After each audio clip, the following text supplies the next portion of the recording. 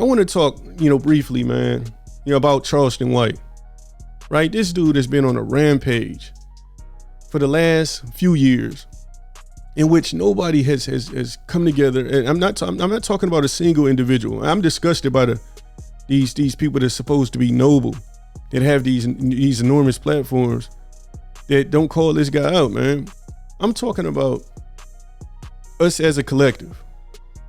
How is it that you let a man show up and masquerade as a former activist and put more dirt and more chaos into a culture than anybody that we've ever seen come before him? We have never seen a man publicly mock women who has lost loved ones or lost their children. We have never seen a man publicly laugh at babies that are disabled or make threats and disrespect women and kids at the level of Charleston White. But yet, as I mentioned in one of my last episodes, what he does, man, and again, he's very tactful. I understand why people are so charmed by him, man. He has a unique variety of different gifts that he paired together that's very relatable to the average person that comes from a marginalized community. Very charming, very charismatic, very relatable. So he'll put out dirt and he'll come back and he'll talk about our kids not being able to read at grade level. Or he'll talk about one of our struggles to relate to us. Again, it's about building rapport, just so that we ignore all of the trash that he put out into the universe. This man is working on entrapment, entrapping people. He's preaching the importance of snitch culture. He creates division any way in any way that he can. The man is not loyal to anybody. Right now, as we speak, he's currently beefing with a guy that I thought that he was really close with in Dewberry. Right, they're not getting along right now, man. The guy has a track record of destruction, but yet he's on social media right now claiming to be the MVP of all content creation, which is a true testament to us as a people.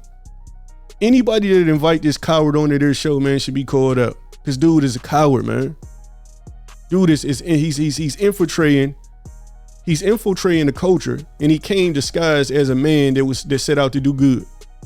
There's nothing about the way that man operates that says that he has ever been a good person. Right? A person can present themselves as a good person thinking long term. There's going to be a point where I get a chance to make an impact on the culture, and I'm going to have this backing that I was an activist. Man, ain't no activist, ain't no man that spent time trying to help kids or going to take to acting like how he did or how he is right now. That shows me that he's always had it in his heart to be what he is. It's not about the restriction that came from not being able to make a difference. And they want me to think that now because they're censoring me right now to say, look, this is how that can happen to Charleston White because it's happening to you now. And at some point you're going to want to try to change. That's not what it is, man. That man came into the game looking to do exactly what he's doing. Listen to the way that he talked to young people. Listen to the way that he talks to women. There's nothing about the way that this man talks to women to make me ever believe that he ever had any love for women. There's nothing about the way that he communicates with kids to make me believe that he ever had love for kids. Y'all gotta stop letting these people trick y'all out, man. Call a spade a spade. DMX said it before he passed away. He said, always trust for a person to be themselves and trust that you see them well. Trust a snake to be a snake. Trust a liar to be a liar. You understand? Trust the person to be who they are. And we got enough data right now to see exactly who Charleston White is. But you know what's so crazy? It's so crazy that we know he ain't shit, man.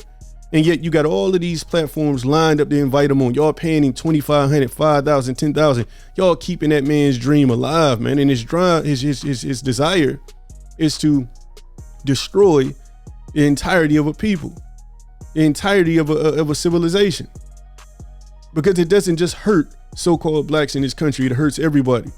Every time you put a microphone in front of that man and he utters that nonsense, it's hurting the culture. Man, you know what? Them young people don't hear none of that good stuff that he say. What they're seeing is that you got this guy that's a coward, that's nasty to everybody that he encounters. He said it himself on many occasions that he don't like nobody. He said, I don't like whites or I don't like blacks, right? And he goes on these podcasts and he's ignorant right? And he's ignorant. So the young people are looking and they're saying, you know what, we can be that same way. They don't hear none of that good stuff he talking. The only people that hear the good stuff that he's talking is the people that want to be convinced that he's a good man. Man, I heard a woman say that he's the second coming of Malcolm X. Man, I couldn't believe it. We all have a duty to call these bad actors out, man. Again, this guy is gloating, right? He's bringing in big bucks every month, and he's not contributing anything positive to the cause. Name an activist that will invite Charleston White in to talk to their kids. Nobody's doing it because everybody can see him for the fake that he is. I tell y'all, man, we got to take the gloves off and be willing to go knuckle to knuckle. That's what type of time we on. I'm interested to hear what y'all got to say about this specific topic, man. Do you believe that Charleston White is a good man, or have you had enough? Are you intelligent enough to see that his actions leading up to this point is vicious? And what do you believe that we can do to stop him?